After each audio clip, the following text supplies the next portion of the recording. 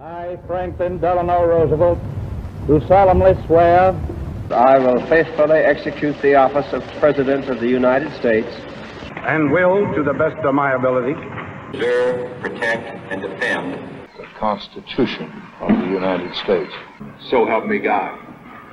Hey everybody, it's the President's Guy, and happy President's Day to everybody.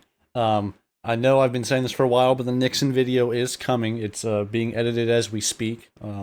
But I figured since it's President's Day, let's do just a quick little fun one. And this video right here is, do you know more trivia than Ben Shapiro? And it's a Jeopardy questions put together by his team. And there's one particular section, he kind of goes through all of them in a row about the U.S. presidents. So we're going to see if we can get these answers right. See if we are smarter than Ben Shapiro when it comes to the United States presidents. So let's see how we do. For 200.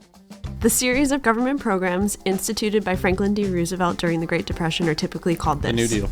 What is the New Deal? We knew that one was easy, just so you know. Also bad. Okay, U.S. presidents for 400. Bad.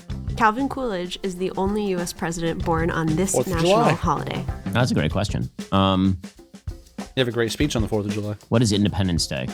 Wow. Wow. He also gave an amazing 150th anniversary speech on Independence Day. It's a great speech. Okay, U.S. president. Seriously, go look at that speech. I don't know if there's a video of it, but you can definitely read it. One of the best speeches in American history. For 600. These U.S. presidents died inside of the White House. Of illness inside. Let's see. These presidents died of illness inside the White House. Let's see. Did they die in? Then, if they mean physically in the White House, then my guess would be William Henry Harrison, James Garfield, and Zachary Taylor. Inside the White House. Okay. Stop. If you get this, I'm leaving. Let's see. Who is William Henry Harrison? Who is FDR? No, you got the first one. He died in Warm Springs. Let me think. Who died in office?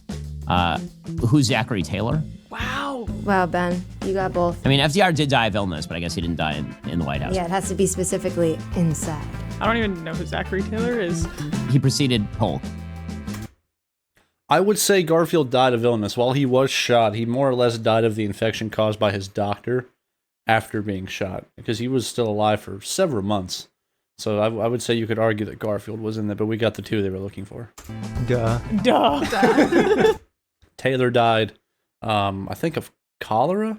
They suspected he might have died from eating a lot of bad cherries, but I think it was just cholera from the terrible water supply in D.C., and Harrison dying of pneumonia. Okay, anyway, U.S. presidents for 800. This Republican was the first president to receive the Nobel Peace Prize in 1906. I mean, if you It's got to be Teddy. gave me the year, it's a dead giveaway, right? Oh, sorry. Who's Teddy Roosevelt? Oh. We screwed up. Why did he win the Nobel Peace Prize? The answer, he helped negotiate the Russo-Japanese Treaty.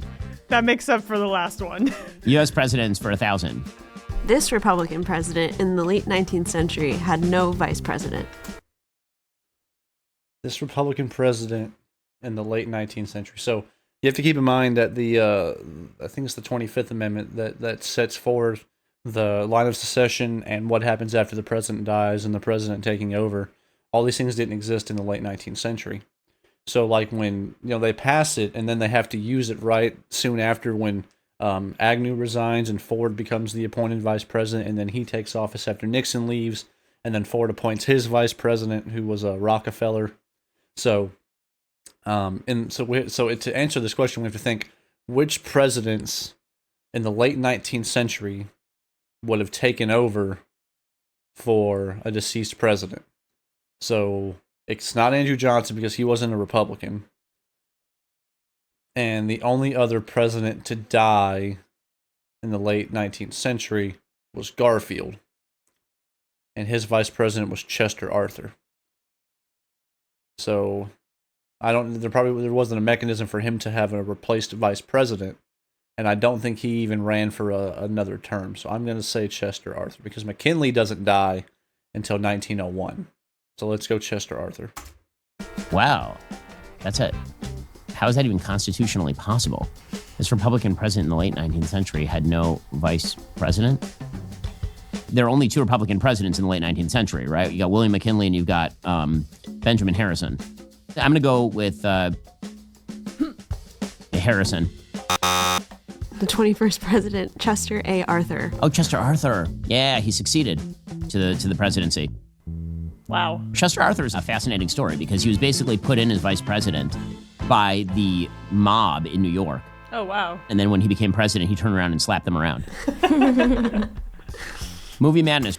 So that's true. So he gets put in position because you got to keep in mind the spoils system is going pretty strong during the Gilded Age. So he gets put in by the people. Basically, they want to get like tax collector positions, and they basically want to just be handed titles because their friends are in the same party as the president. And Arthur doesn't do that.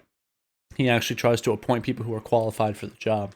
So he kind of spits in the face of the spoils system, as they called it, kind of, the spoils of war. Your party won, so now you get to pick all the appointments and things. And it still kind of happens today, right? Like the way that we're seeing it now with Trump and his cabinet.